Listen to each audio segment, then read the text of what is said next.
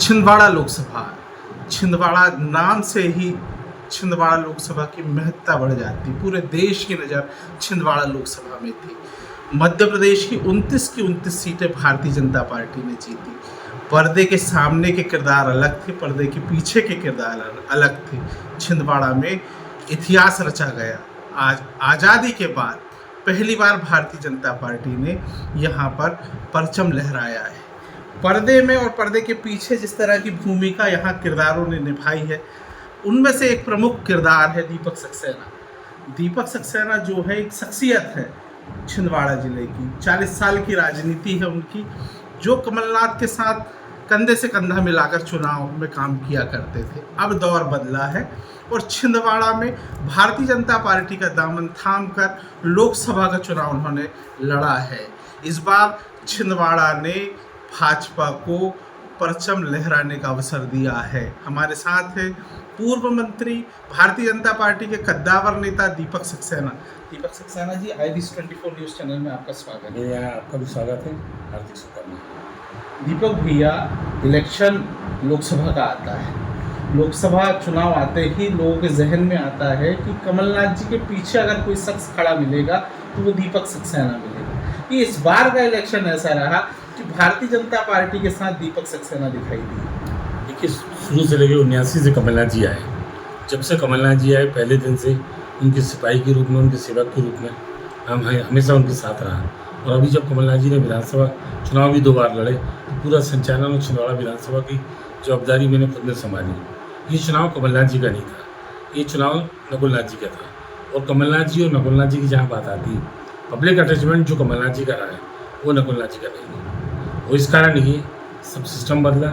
जहाँ मेरी बात है, मैं सन 74 से राजनीति में आया हूँ, पढ़ाई छोड़ के। उस समय मैं छिंदवाड़ा के सबसे विकसित किसान और अपने गांव के नेता के रूप में जवाबदारी मेरे को 28 बूथ सन 75 में चुनाव हुआ था। देवीलाल जी ने चुनाव लड़ा था, नानी महाराज जी की डेथ हुई, तब चुनाव हुआ था। उस चुनाव में मेरे को पहली बार 28 बूथ मिले थे। सन 74 से मैं आया हूँ, कमलनाथ जी 79 में आए।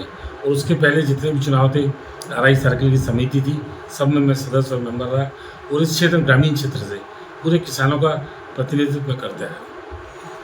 लोकसभा चुनाव की बात मैं आपसे कर रहा हूँ। सबसे बड़ी बात, जैसे ही छिंदवाड़ा में लोकसभा प्रत्याशी विवेक बंटी साहू का नामांकन भरने के लिए वरिष्ठ नेता आते हैं भोपाल से, अचानक जानकारी मिलती है कि ये काफिला जो है वो रोहना की तरफ जा रहा है और हमको सूचना मिलती है कि कुछ बड़ा होने वाला है। आखिर दीपक सक्सेना ने भारतीय जनता पार्टी ज्वाइन किया क्यों की? देखिए, मैंने पहले ही आपसे कहा कि मेरा अटैचमेंट शुरू से कमलनाथ जी के साथ रहा, लेकिन मेरे बेटे ने भारतीय जनता पार्टी ज्वाइन कर ली। मैंने 15 दिन पहले कमलनाथ जी के पास और अखिल भारतीय कांग्रेस कमेटी को अपना त्यागपत्र कांग्रेस से भेज दिया था। कमलनाथ जी ने मेरे से पूछा क्या कारण। मैंने कहा भैया, मेरे बेटे ने भाजपा ज्वाइन कर ली है और मैं अब कांग्रेस में रहूँगा तो लोग मेरे को दोहरी नीति वाला कहेंगे, इसलिए मैं कांग्रेस से त्यागपत्र दे रहा हूँ।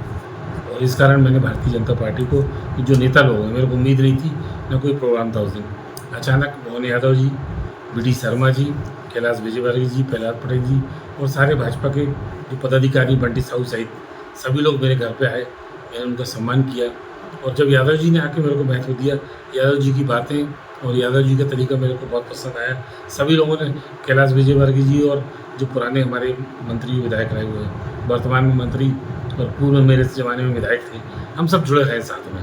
और हम लोगों ने कभी कांग्रेस और भाजपा नहीं देखा, हमेशा एक दूसरे की मदद की। इन सब लोगों से प्रभावित होकर, खास करके मोहन यादव जी, मोदी जी का नाम तो पूरे देश में, दुनिया में चल ही रहा था।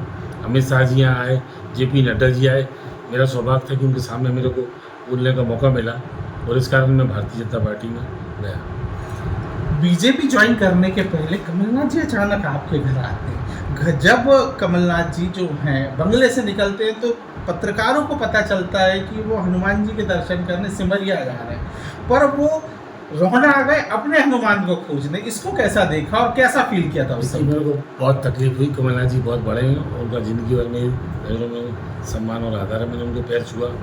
मैंने कहा भैया, मैं बहुत छोटा हूँ, आप बहुत बड़े हैं, आपको यहाँ नहीं आना था, मैं खुद आ जाऊँगा। और मैंने कहा आप यहाँ, मैंने पैर छुआ, मैं रो भी दिया और दुख हुआ, खुशी नहीं हुई। उस दिन की घटना थी, उस समय 5 और 6 विधायक छिंदवाड़ा के आपके साथ थे, उन्होंने क्या समझाया? समझाने समझाने की बात जो थी, अगर बात समझने से हल हो सकती थी, तो जो कांग्रेस में बिखरा हुआ है, कांग्रेस में कुछ लोग जो काकस बैठा हुआ है, 3-4 लोगों की जो टीम बैठी हुई है जिला कांग्रेस में, वो दिन भर लोगों को लड़ाने झगड़ाने का, वो डिवाइड करने का काम करते हैं। जब तक ये कॉकस और वही साला नकुलनाथ जी कमलनाथ जी मानते हैं जो ये लोग करते हैं, जब तक ये व्यवस्था चेंज नहीं होगी, कांग्रेस छिंदवाड़ा में कभी मजबूत नहीं होगी। लोकसभा चुनाव में आप कैंपेनिंग करने निकले, छिंदवाड़ा यानी 7 विधानसभा क्षेत्र आप विधानसभा के चुनाव में हारे थे। ऐसा क्या दिखा और क्या परिवर्तन हुआ कि आप छिंदवाड़ा सहित 7 विधानसभा लोकसभा में जीते?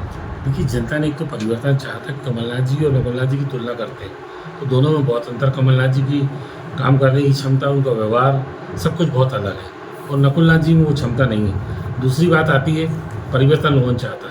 लोगों को जानकारी थी कि कांग्रेस की गवर्नमेंट नहीं बन रही, मोदी जी की गवर्नमेंट बन रही, और हम लोग 20 साल से सत्ता के बाहर हैं। अगर जिले का भला कराना है तो अगर हम लोग भाजपा में नहीं जाएंगे, भाजपा को नहीं जिताएंगे, तो अभी 20 साल से पिछड़ रहे हैं। आने वाले मरते तक हम लोगों की जो पीढ़ी है, हम लोगों का जो ग्रुप है, वो अच्छे दिन नहीं देख पाएगा, छिंदवाड़ा का विकास नहीं देख पाएगा। इस कारण से हमने परिवर्तन चाहा। विवेक बंटी साहू सांसद छिंदवाड़ा हो गए, अब आगे का रूट मैप कैसा होगा? रूट में हम लोग सब बैठ के एक साथ, कांग्रेस के और भाजपा के पदाधिकारी और हम लोग बंटी साहू, हम लोग सब बैठ के, और ऊपर हाई कमांड से मैंने चर्चा की है कि आप दिशा निर्देश दें, जो दिशा निर्देश देंगे उस तरह हम छिंदवाड़ा की जनता को जो वादा किए हैं उनके दिलों में कैसे खरे उतरे, ये सब काम पूरा प्लान करके करेंगे। छिंदवाड़ा विधानसभा की बात करें, 13,000 से अधिक मार्जिन से आपने छिंदवाड़ा विधानसभा जिताया है, ये जीत कैसे संभव है? ये जीत जनता के प्यार से संभव हुई। मेरे साथ के जो पदाधिकारी थे, बहुत सारे से लोगों ने मेरा साथ नहीं दिया, बहुत सारे लोगों ने साथ भी दिया, लेकिन पब्लिक को मालूम था कि हमें काम कराना है। नकुलनाथ जी यहाँ आके काम करेंगे नहीं। कमलनाथ जी का चुनाव होता, परिस्थिति अलग होती, और ऐसी स्थिति में लोगों को उम्मीद है कि कोई दिक्कत जाए, कोई काम कराना है, और दीपक सक्सेना करेगा, बंटी साहू करेंगे। लोकसभा के चुनाव संपन्न हो गए, अब दीपक सक्सेना किस जगह देखने को मिलेगी? यह भाजपा का शीर्ष नेतृत्व, मेरी बात हुई है, चाहे वो हमारे सत्ता वाले हों, चाहे संगठन वाले हों, जो वो निर्देश देंगे मैं वहाँ अपने आप को फिट पाऊँगा। लगातार कांग्रेस आरोप लगाती रही है कि छिंदवाड़ा की उपेक्षा की जाती है, विकास के कार्य बाधित हैं, अब क्या गति पकड़ेंगे? क्योंकि जिस दिन वो आए हुए थे JP नड्डा जी, उस दिन मैंने केवल एक ही मांग रखी थी कि हमारे जिले में 20,000 करोड़ के काम रुके पड़े हुए हैं। मेरे आपसे एक ही प्रार्थना है कि हम आपका साथ देंगे, भाजपा को जिता के ला रहे हैं, बंटी साहू को जिता के ला रहे हैं, लेकिन छिंदवाड़ा का जो रुका हुआ विकास है, चाहे हमारी कनान प्रोजेक्ट हो, मेडिकल कॉलेज हो, हमारा माचागोरा का पानी लाने की बात हो, हमारी पेयजल योजना हो, ये सारे काम जितने भी हैं, हमारे 4 लेन की रोड हो छिंदवाड़ा नागपुर, ये सारे काम प्राथमिकता के आधार पर छिंदवाड़ा के होने चाहिए। दीपक सक्सेना जो भारतीय जनता पार्टी कद्दावर नेता, उनका कहना बड़ा साफ है, भाजपा लोकसभा चुनाव में छिंदवाड़ा से जीती है, मसला बड़ा स्पष्ट है कि विकास होना चाहिए। उन्होंने JP नड्डा से भी कहा कि छिंदवाड़ा के रुके विकास कार्यों को गति मिले। अजय द्विवेदी, IVS 24 छिंदवाड़ा।